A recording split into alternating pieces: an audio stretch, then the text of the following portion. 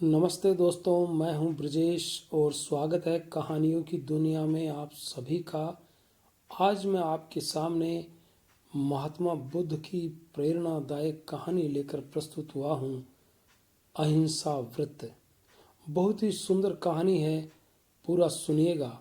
अगर आपको अच्छी लगे, पसंद आए तो हमारे चैनल को लाइक कीजिए, शेयर कीजिए, कमेंट कीजिए और सब्सक्राइब करना बिल्कुल ना भूलें। शुरू करते हैं कहानी। जीवों की हत्या करना अथवा उन्हें मारना हिंसा है तथा जीवों की रक्षा करना व उन्हें किसी प्रकार का कष्ट न देना अहिंसा मानी जाती है। इस दुनिया में अहिंसा से बढ़कर कोई दूसरा धर्म नहीं है। जो लोग अहिंसा व्रत का पालन करते हैं तथा अहिंसा के मार्ग पर चलते हैं, ईश्वर उनसे प्रेम करते हैं। हिंसा से मानव को सदैव बचना चाहिए। अहिंसा के व्रत का पालन करने वाले महात्मा बुद्ध के बारे में हम में से अधिकांश लोग जानते हैं। उन्होंने बौद्ध धर्म को जन्म दिया था। इन्हीं महात्मा बुद्ध के बचपन का नाम सिद्धार्थ था। सिद्धार्थ का मन बचपन से ही राजसी वैभव से हट गया था। उनके पिता राजा शुद्धोधन ने जब अपने पुत्र के मन की ये दशा देखी तो उन्हें भय होने लगा कि कहीं उनका पुत्र सन्यासी न बन जाए। राजा शुद्धोधन ने राजकुमार सिद्धार्थ का विवाह यशोधरा नाम की एक परम सुंदरी कन्या से कर दिया। उनके राहुल नामक एक पुत्र ने भी जन्म लिया। फिर भी राजकुमार सिद्धार्थ का मन सुंदर पत्नी, सलोने से बालक और राजसी वैभव में न लगा। एक रात को राजकुमार सिद्धार्थ ने अपनी पत्नी, पुत्र, राजसी वैभव और मोह माया सबको त्याग दिया और सत्य की खोज में महल से निकल पड़े। उन्होंने काफी दिनों तक कठोर तप किया। इसके बाद वे बिहार के गया नामक एक स्थान पर पीपल के वृक्ष के नीचे ध्यान मग्न होकर बैठ गए। वहीं उन्हें सच्चा ज्ञान प्राप्त हुआ। इसके बाद से वे महात्मा बुद्ध के नाम से प्रसिद्ध हुए। एक दिन दोपहर के समय महात्मा बुद्ध कहीं जा रहे थे। रास्ते में उन्होंने देखा कि एक गडरिया अपनी भेड़ बकरियों को जल्दी जल्दी हाँकता हुआ कौशाम्बी नगर की ओर चला जा रहा है। उस गडरिये ने सभी भेड़ बकरियों के माथे पर सिंदूर लगा रखा था। इस दृश्य को देखकर महात्मा बुद्ध के मन में जिज्ञासा पैदा हो गई। उन्होंने उस गडरिये से पूछा, भाई, तुम इतनी तेज धूप में इन कोमल पशुओं को बुरी तरह से मारते हुए कहाँ ले जा रहे हो? गडरिया तेज धूप के कारण स्वयं परेशान था। उसने क्रोधित होकर कहा, महाराज, बिंबसार एक बहुत बड़ा यज्ञ कर रहे हैं। आज उस यज्ञ की पूर्णाहुति है। उस यज्ञ में इन सभी पशुओं की बलि दी जानी है। मुझे वहां पहुंचने में देर हो गई है, इसलिए जल्दी कर रहा हूं। ये कहकर वह गडरिया उन पशुओं को और भी तेजी से हाँकने लगा। महात्मा बुद्ध सोच में पड़ गए। वे ये सोचकर बहुत ही दुखी हुए कि इन निर्दोष पशुओं को व्यर्थ में ही मारा जाएगा। वे भी उस गडरिये के पीछे पीछे चल दिए। भेड़ बकरियों के उस झुंड में एक नन्हा सा मेमना भी था। वह लंगड़ाकर चल रहा था। लंगड़ाकर चलने के कारण वह बार बार उन भेड़ बकरियों से पीछे रह जाता था। जल्दी के लिए गडरिया छड़ी मारकर उसे दौड़ाता था।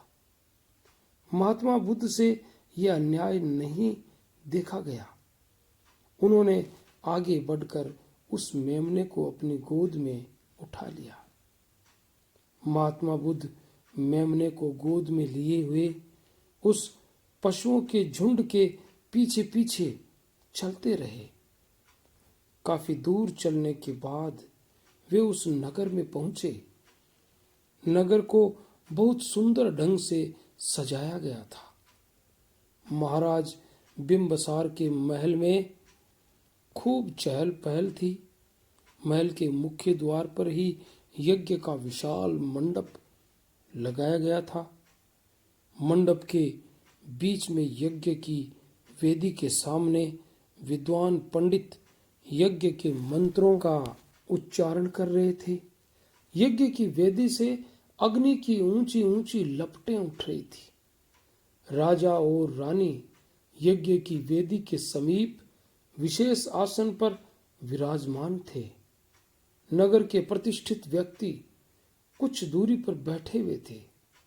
गडरिया अपनी भेड़ बकरियों को विशेष रूप से तैयार किए गए बाड़े में घेर कर खड़ा हो गया। उसके पास ही बधिक हाथ में नंगी तलवार लेकर खड़ा था। यज्ञ की पूर्णाहुति का समय आ गया। राजा रानी उठ खड़े हुए। पहले एक भेड़ वध स्थल के पास लाई गई। बधिक को उसका वध करने का संकेत दिया गया। जैसे ही बधिक ने भेड़ का सिर काटने के लिए अपनी तलवार उठाई, एक तेज आवाज यज्ञ स्थल पर आई, ठहरिए। बधिक का हाथ जहां था वहीं रुक गया। सब लोगों की दृष्टि उस ओर गई जिधर से वह आवाज आई थी। लोगों ने देखा एक सन्यासी मेमने को गोद में लिए खड़े हैं। महात्मा बुद्ध ने मेमने को अपनी गोद से जमीन पर उतार दिया और धीरे धीरे चलकर महाराज बिंबसार के पास पहुंचे।